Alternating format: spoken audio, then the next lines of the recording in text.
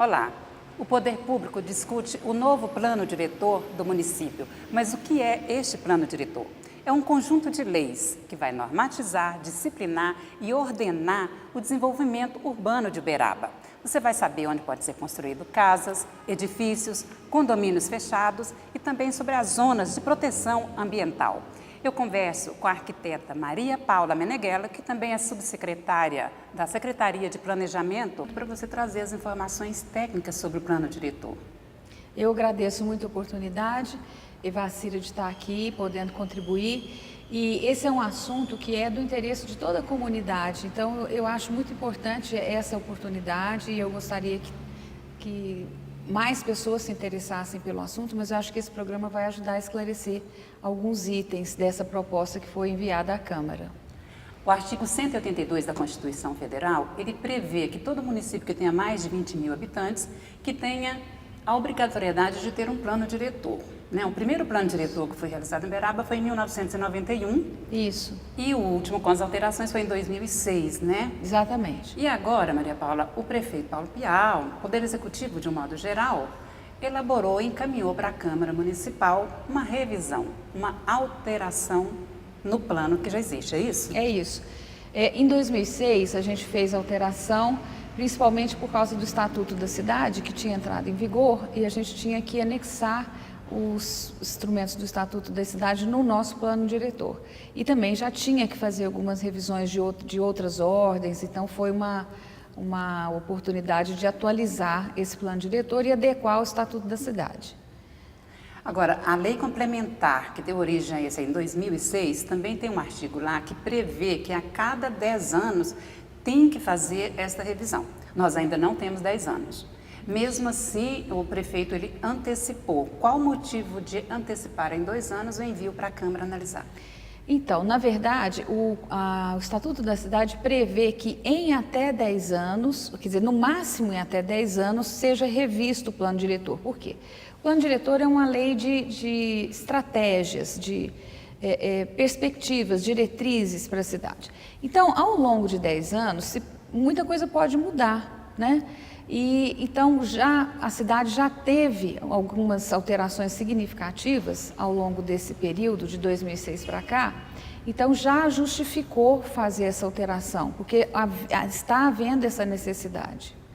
E aí, então, o prefeito julgou por bem fazer essas alterações agora. Isso não elimina a possibilidade de ser feita uma outra revisão ou novas adequações, né? Sei lá, daqui 2 anos ou antes até, enfim. À medida que a cidade vai requerendo essas alterações, é que a gente vai fazendo, porque a cidade, ela está em constante movimento, ela está em constante mudança, ela não é uma coisa estática, né?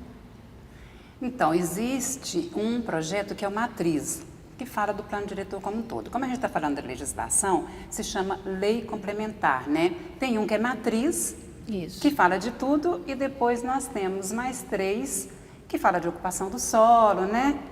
Isso, é assim. A lei do plano diretor é como se fosse uma lei básica, uma lei mais genérica, que trata de vários aspectos e ela tem que ser complementada com lei de perímetro urbano, lei de parcelamento do solo e lei de uso e ocupação do solo. Em municípios muito pequenos, muitas vezes o plano diretor ele já engloba todas essas outras leis junto, né, em municípios que sejam menores. Mas como o nosso município já tem uma complexidade maior, então são separadas, são leis separadas, mas elas têm que ser compatíveis. Então, se a gente faz uma alteração, por exemplo, na lei de perímetro, ela tem que estar compatível com a lei do plano diretor. Essa é a grande justificativa assim, de terem vindo 4 projetos para a Câmara, plano diretor, perímetro, parcelamento e uso, porque a gente muda uma coisa na lei do plano diretor e ela tem que ser rebatida nas outras, ou o contrário. Esses projetos estão tramitando na Câmara Municipal para análise de todos os vereadores e também para sugestões da comunidade, como tem ocorrido várias reuniões.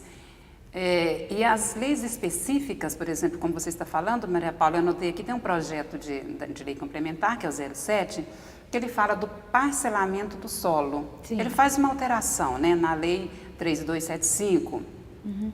que fala da área urbana e dos condomínios urbanísticos fechados. O que está determinado para a construção desses condomínios fechados? Então, o que acontece?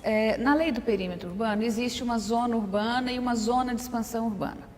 Nessa zona de expansão urbana só podia fazer chácaras de recreio, com 5.000 metros quadrados. Ocorre que a nossa área urbana, ela ainda tem alguns vazios, mas a terra já está muito cara. Então, essas leis também, elas alteram, elas mexem muito no mercado imobiliário, no mercado de terras.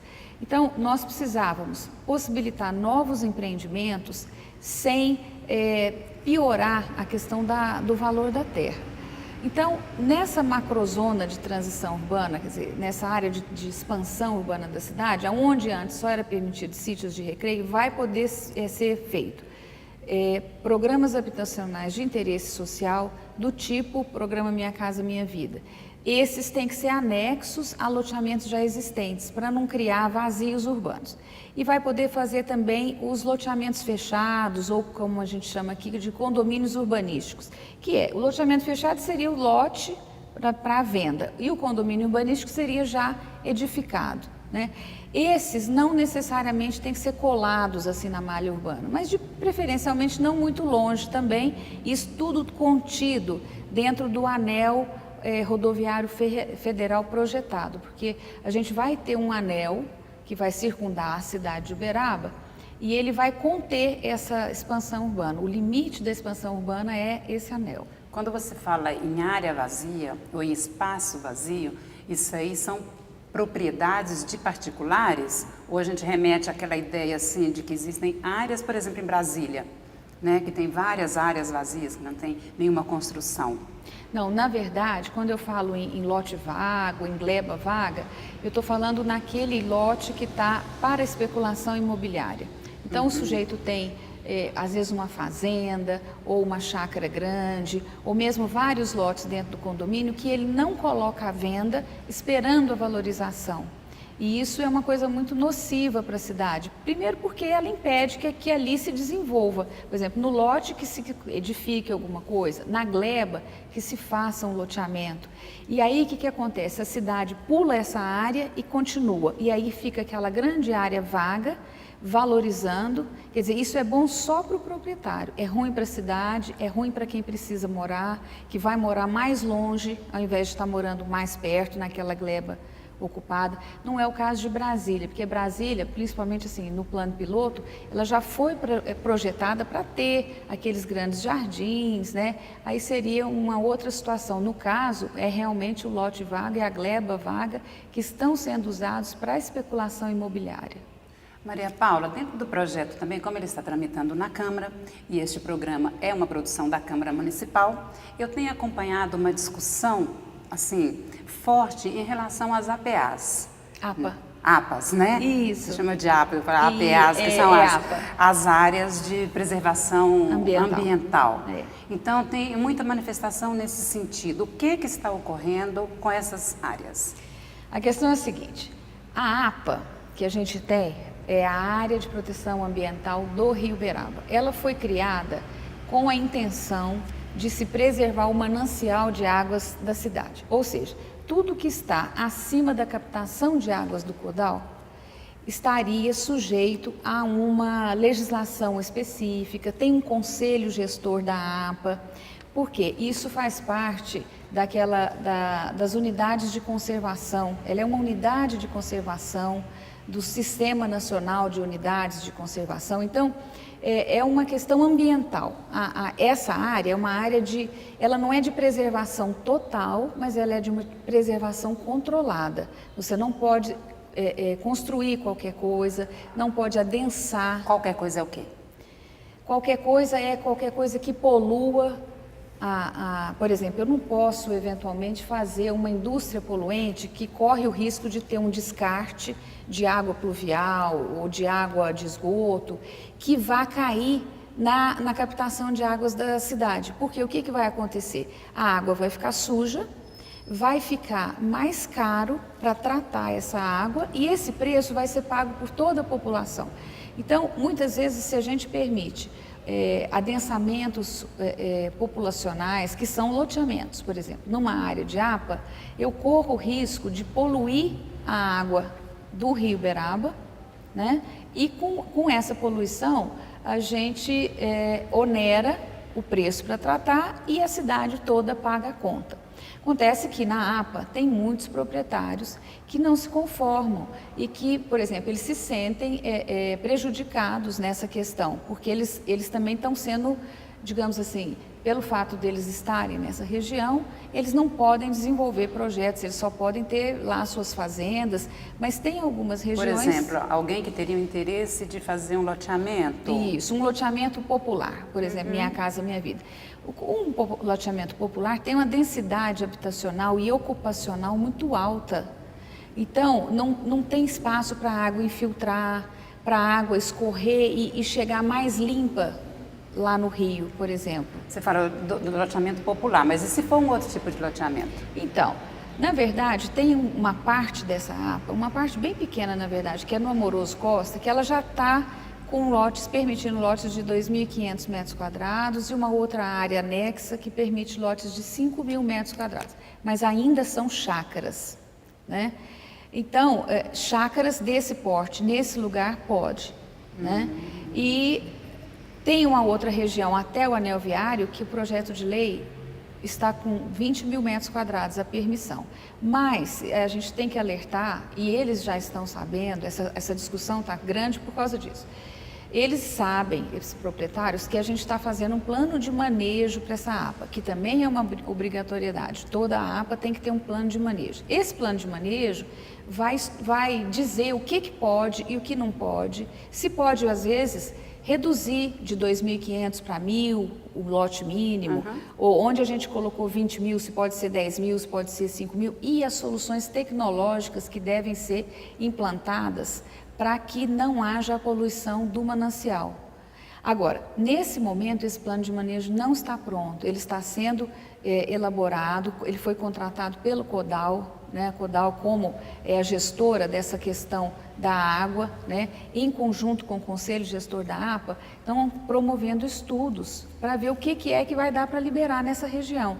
Nesse momento, até foi uma questão colocada pelo próprio promotor Carlos Valera, na audiência pública que teve aqui na Câmara há 2 dias atrás, a gente deve aguardar as determinações desse plano, para depois, então, a gente dizer o que pode e o que não pode nessa região. Mas realmente é um assunto polêmico que a gente vai dar o tratamento correto no momento oportuno. Essa audiência pública foi um convite, uma iniciativa do vereador João Gilberto Riposati, e nós vamos ver agora, então, algumas cenas da audiência pública. Primeira coisa, dentro desse assunto aí, realmente houve uma falha. Na época eu falei com a Denise, pedi o levantamento da Secretaria do Meio Ambiente, houve um relatório, o Olavo, que é do Conselho Municipal do Meio Ambiente, estava aqui, ele fez o levantamento técnico e pediu o que tinha que ser adequado. O prefeito Anderson Adalto, depois que viu a época que realmente o lugar não era o melhor lugar, tentou ver outros locais e ficou de estudar até a troca da área, mas acabou que não terminou o mandato e não foi possível, mas ele deixou algumas sugestões que eu tenho anotado para discutir com o plano diretor, com o Conselho do Meio Ambiente, em todo respeito ao trabalho que a Denise está dizendo. Eu até digo para ela, eu não queria ver 400 cachorros lá, eu queria ver a associação trabalhando palestras educativas, conscientizando, colaborando dos mutirões, para castração, para chipagem, para palestras de conscientização do que é possível, como ter melhor cuidado com os animais. Eu vejo o papel da instituição assim, como parceira, não como sendo responsável de um dever que é de prefeitura e do Estado. Agora, quanto à área, o município terá que ser responsável e ver uma forma correta, porque, aproveitando o gancho aí também, a questão do plano diretor vai transformar em residencial. Aquela área após a Supra ali, que divide com a área da APA, depois tem uma estrada, depois é a APA, ali tem uma área de poceiros. Do jeito que está lá no plano diretor, não tem como regularizar. Trazendo isso para a área residencial do plano diretor, há a possibilidade de regularizar a questão social daqueles moradores que estão lá e que o município não pode fazer investimento porque são poceiros não regularizados. Senão, com a aprovação do plano diretor, conforme está proposto, aí vai ser possível regularizar uma situação que arrasta-se há mais de 30 anos. E aí também, quando o Oscar fala da APA, tem um certo sentido. A APA está aqui, passou de cá, já é o Distrito Industrial 4. Aí o loteamento de chácara vira loteamento residencial. Tem investimento à universidade que vai gerar expectativa, mas me permita toda a liberdade e a minha confiança naquilo que eu leio e procuro aprender nessa casa, estudar. Eu entendo quanto à APA, é opinião minha, cada um tem sua opinião. Só eu consigo ver uma posição clara depois do plano de manejo estiver pronto, para não prejudicar, e isso tem que ser rápido, já está em andamento. Rapidamente aqui, carga e descarga em Uberaba continua sendo um problema, nós temos que rediscutir. A questão do Fundo Municipal do Meio Ambiente, o Kleber falou aqui, nós vamos chegar o dia que vai debater isso aqui, eu não quero debater hoje, mas a regularização dos condomínios, os 5% é destinado ao Fundo Verde, que foi unificado, Fundo do Meio Ambiente, que é para fazer o quê? Investir nos parques, investir nas reservas ambientais, e isso não está sendo feito a contento.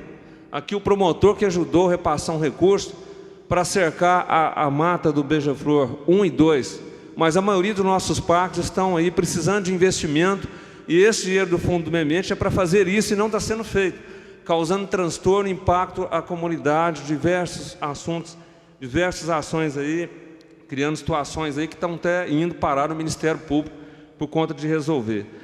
E o estacionamento, quando o Kleber falou, também defendo, estou tramitando, criar incentivo para o estacionamento vertical. Não tem outra solução para o centro. Nessa área já foi feito estudo pelo município, a Fidelizéis, Arthur Machado, Leopoldino, Tristão de Castro, tem, Major Eustáquio, tem terrenos. Nós temos que fazer incentivo para que o empreendedor invista nesse modelo para resolver a sustentabilidade da região central da cidade. Senão esse comércio, eu não sei o que vai ser o futuro do nosso comércio na área central da cidade. Passo a palavra agora, pela ordem, 2 minutos, o vereador Ismar.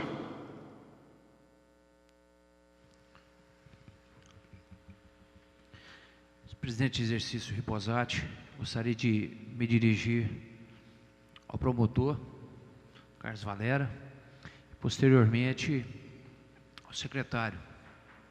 Promotor, eu venho conversando isso muito com o vereador Riposati. Os rancheiros lá da Serraria estão assim, estão achando que a urbanização é um meio de legalização. Nós sabemos que não é bem assim. Então eu queria que o senhor aproveitasse a audiência da TV Câmara. Liguei para vários rancheiros hoje, eu e o Riposati e alguns dos vereadores estamos solicitando uma audiência, né, vereador Riposati, para tratar especificamente e procurar soluções para aqueles rancheiros. E posterior para o secretário, eu quero fazer uma pergunta não muito técnica para o senhor, mas é a pergunta que vem mais chegando não só ao meu gabinete, como ao gabinete dos demais vereadores. Na Rua França, lá no bairro Boa Vista, quase no final do bairro lá, existe, estou só fazendo um demonstrativo da pergunta para o senhor, existe uma funilaria lá, vereador Kleber. E o rapaz está desesperado sem saber o que vai acontecer com ele. Eu queria que o senhor respondesse essa pergunta, subsecretário, porque diariamente o meu gabinete vem pessoas de todos os bairros, promotor, querendo saber o que vai ser feito. Se eles têm o direito de ficar lá, porque está lá há 30 anos, os vizinhos são amigos, são conhecidos, não incomoda, sei que cada caso é um caso, mas eu queria que o senhor respondesse essa pergunta, secretário. Primeiramente, palavra ao promotor.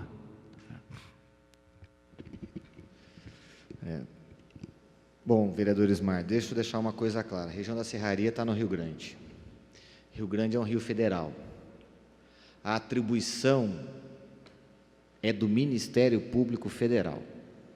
Então, eu sugiro um contato com o Dr. Thales Cardoso ou com o Dr. Felipe Abreu, que são os procuradores da República em Uberaba, que estão adotando as providências. Então, isso que fique claro. O que eu vou dar aqui é a opinião de quem trabalha nessa área e trabalha muito próximo a essas duas autoridades.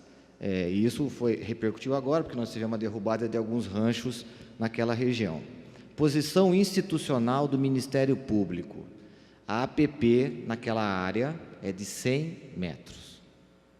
Essa é a posição institucional do Ministério Público, e entendendo que a disposição do novo Código Florestal, especificamente do artigo 62, é inconstitucional. Então, se houver, porque nós tínhamos na resolução CONAMA 302, que foi editada ainda sobre a égide do Código 4771, que é o antigo Código Florestal, o parâmetro de 100 metros nas áreas rurais e de 30 metros nas áreas urbanas. Então, é óbvio que se o Ministério Público Federal entende dessa forma, ou seja, nos precisos termos da resolução CONAMA 302, havendo a urbanização, há que se discutir com o Ministério Público Federal essa possibilidade de eventualmente recuar para 30 metros. Mas volto a dizer, aqui é uma opinião, né, de quem só trabalha nessa área, mas a decisão e a resolução do problema é do Ministério Público Federal. Tanto que toda aquela região, salvo engano, as edificações já são objetos de ações civis públicas pleiteando a derrubada para que se respeite os 100 metros. Foi exatamente o que aconteceu há coisa de 15 dias atrás, quando houve a derrubada de aproximadamente 15 ou 16 ranchos ali na região do Oripão. Só queria fazer uma complementação aqui, na proposta que eu encaminhei, o Ismar está comigo, da audiência pública, específica para essa questão, porque tem rancheiros que estão 30 metros do Rio Grande. Varia a posição, nós fomos no local, e realmente está no plano diretor uma proposta de adequação daquela situação. Agora, de que forma? O plano diretor tem que definir, o município vai desapropriar a área, o pessoal vai pagar através da Coagra, o empresário, o proprietário da área vai interessar, o município vai desapropriar. Essas discussões todas nós vamos fazer uma audiência específica para resolver a questão. O município vai conceituar que a pesca, atividade de pesca, tem o Ministério da Pesca hoje, que dá incentivo, vai conceituar isso como empreendimento, como negócio, turismo, dentro da cidade de Uberaba. Por isso nós vamos fazer uma reunião, uma audiência pública à parte e convidar os órgãos competentes para participar.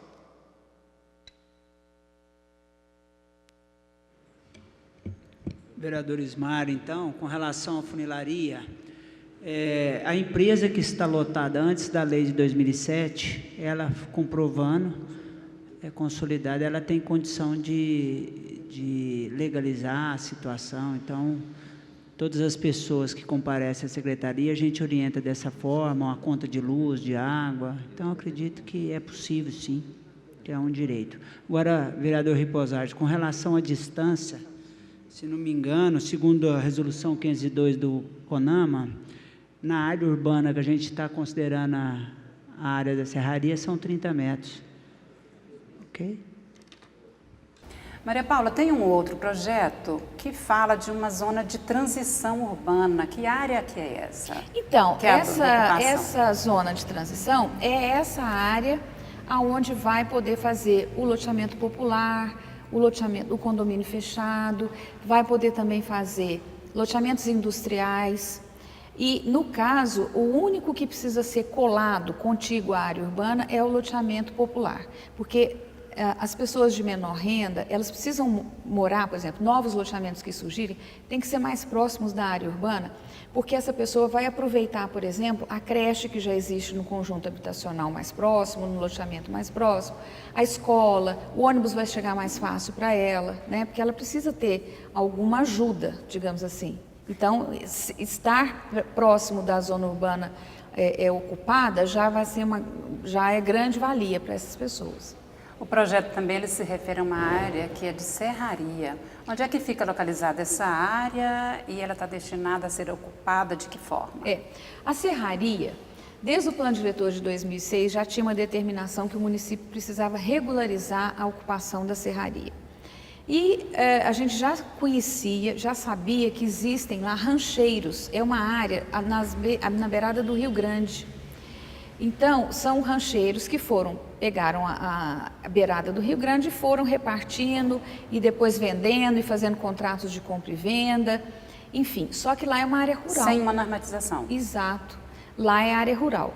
Como área rural, o município não tem como interceder nessa área, porque a área rural está sob a jurisdição do INCRA, né? Então, a gente está colocando essa área dentro do perímetro urbano, com a intenção de regularizar esses rancheiros que existem lá, né? A partir do momento que entra dentro do perímetro urbano, passa para a jurisdição do município. E só que assim, não é que a gente vai regularizar, não é que a simples inclusão no plano diretor, eles estão regularizados, não. O que precisa ser feito mais? Depois disso, tem que fazer levantamentos na área. Algumas pessoas que estão dentro da APP do Rio Grande, que é um rio federal, tem que respeitar 100 metros ou 30 metros, isso ainda é uma coisa discutível. Alguém vai ter que sair se estiver muito próximo do rio, se estiver dentro da área de APP. Mas aqueles que respeitarem esse espaço, por exemplo, vai ser possível a sua regularização. Com isso, eles vão poder ter a escritura da área. Porque hoje em dia, se fosse a área do INCRA, a área rural, seria só áreas de 20 mil metros. E ali a situação já não é assim. E no perímetro da Baixa, qual que é a alteração que está prevista? O perímetro da Baixa, o que acontece? Com a vinda do alcoduto, que está sendo construído pela Logum, esse vai ter ali uma estação muito próxima da Baixa. Então, nós precisamos reduzir o perímetro da Baixa um pouco, da área de expansão só, não da área urbana, da área de expansão urbana da Baixa. E como que será feita essa redução? Por exemplo, existe um perímetro traçado, né? Então, nós diminuímos esse perímetro no mapa, digamos assim. Se a Baixa tiver que se expandir, ela vai ter menos possibilidade, assim, a área de expansão dela vai estar menor, justamente por causa da Logum, que vai se instalar nessa proximidade. E o que a gente não quer? A gente não quer pessoas morando perto de um equipamento assim, industrial, porque pode ser danoso, né, para ambas as partes. São muitas previsões no plano, mas você se recorda, por exemplo, a região do bairro Olinda, ela está em que área? É uma área comercial? É uma área residencial? Tem limitação para construir prédios? Do bairro Olinda é zona, eu não tenho muita certeza, acho que é zona residencial 2 até 4 pavimentos, e ela tem ali no entorno da Praça Pôr do Sol, como ali já se transformou numa área mais comercial, ela já não é mais só a praça, 2 ou 3 ruas para trás, ali onde tem alguns restaurantes, barzinhos e tal, ali também já houve uma transformação, está sendo prevista uma área comercial para aquela região. Maria Paula, e quais são as áreas de preservação permanentes? Bom, as APPs, na verdade, elas são definidas pela legislação ambiental. Então, o plano diretor, ele respeita a legislação ambiental. Ele não tem alteração nesse sentido, não. A gente respeita as APPs instituídas pelas legislações ambientais. Eu conversei com a Maria Paula Meneghello, que é subsecretária da Secretaria de Planejamento, sobre o plano diretor. Muito obrigada por sua presença aqui, viu, Maria Paula? Obrigada pela oportunidade, Vacília. Se você tiver interesse, pode procurar a Câmara Municipal e obter mais informações sobre os 4 projetos em tramitação que referem-se ao plano diretor. Muito obrigada por sua companhia e até breve.